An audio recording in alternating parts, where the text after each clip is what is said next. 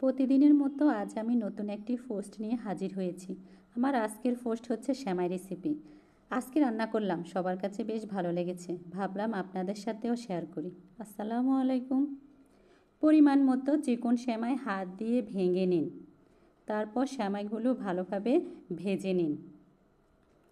সেমাই ভাজা হয়ে গেলে বাদাম ভেজে নিন। বাদামগুলো ভালোভাবে ভাজা হয়ে গেলে কিছু তেজপাতা কেটে নিন, সাথে কিশমিশ আর বাদাম কুচি করে নিন। দুধ জাল দিয়ে ঘন করে নিন।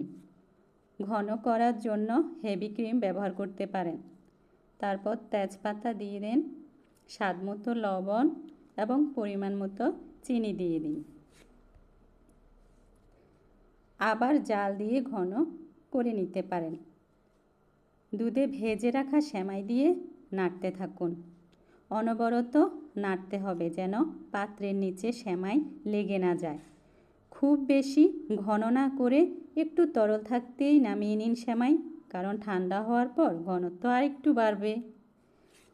সবাই ভালো থাকবেন। আল্লাহ হাফেজ।